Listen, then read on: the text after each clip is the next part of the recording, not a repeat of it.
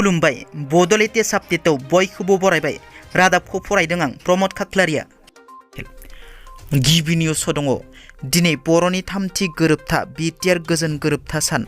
दिनैनि दिनावनो बिटिआर गोजोन गोरोबथाया जादोंमोन। दिनै बिटिआर गोजोन गोरोबथा सानखौ लोब्बा लाखिनानै क'क्राझार सहराव गोजोननि मटर साइकेल रेलि दिन्थिफुंदों।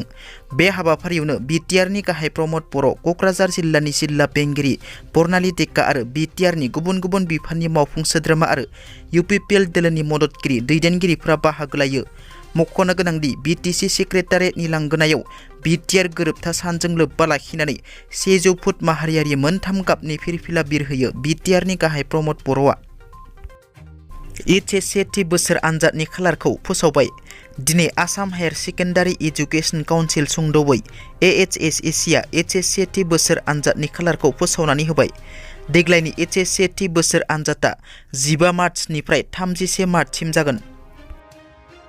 मैया गुवाहाटीआव हादरनि सुबुंखान्थि सान फालिनायाव गिबि मन्थ्रि डक्टर हिमन्त बिश्व शर्माया बाहागो लानानै बिटिआर गोरोबथानि दफा बादियै बड'लेण्ड सोमावसारनायाव मुंख्लं जानाय नखरनो 5 लाख राङै होनाय जासिगोन होनना फोसावनाय बादियै दिनै बिटिआर गोजोन गोरोबथा सानाव बिटिआर सरकारा सा 2001 बड'लेण्ड सोमावसारनायाव मुंख्लं जानाय नखरनो गिबि खोलोबआव 201 मुंख्लं नखरनो 5 लाख राङै चेक गथायनायजों लोगोसे सा 68 बिजाथिफोरनो जुनार फिसिग्रा बिफानाव साख्रिनि थिसनथाइ बिलाइ गथायनानै होदों बिटिआरनि गाहाय प्रमद बर' बिथाङा। धुबुरी जिल्लानि जिटिबि र'डआव गिख्रंथाव लामानि जाब्रबथायजों सानै हिनजावसानि जिउ खहा जायो। मैया सरस्वती फुजा फालिनायाव थांनो गंसे काराव फैबाय थानाय समावनो धुबुरी जिल्लानि जिटिबि र'डआव लामानि साखाथियाव लाखिनानै दोननाय गंसे ट्राक आरो गंनै बाइकजों सौग्रावो। बे जाथायाव सानै हिनजावसानि जिउ खहा जायो आरो गुबुन 7 सुबुङा गोब्राब जखम जायो। जिउ खहा जानाय हिनजावसा सानैखौ निर्माली राय आरो शिबांगी राय होनना सिनायथिनाय जादों। लोगोसे मैयानि सानावनो गलाघाट जिल्लायावबो गंनै बाइकनि मोगा-मोगि सौदावनायाव सानै सुबुंनि जिउ खहा जायो।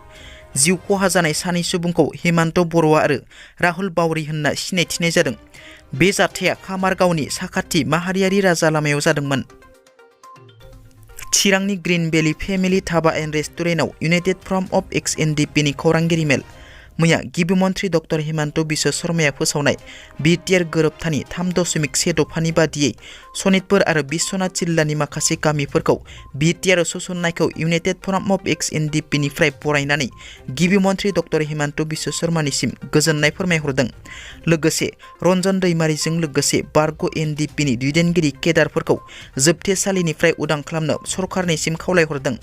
लोगोसे बिटिआर गोरोबथानि दफा बादियै बारग' एनडिपि आरो बर' लाइमोनफोरखौ पेरामिलिटारियाव थिसननो खावलायदों इउनाइटेड फ्रन्ट अफ एक्स एनडिपिआ। दिनैनि रादाबा एसेनोसै। नोंथांमोना जुदि आंनि रादाबखौ खोनासंनानै मोजां मोनदोंब्ला अन्नानै लाइक, शेयार आरो साबस्क्राइब खालामनो दाबाव। गोजोन्थों।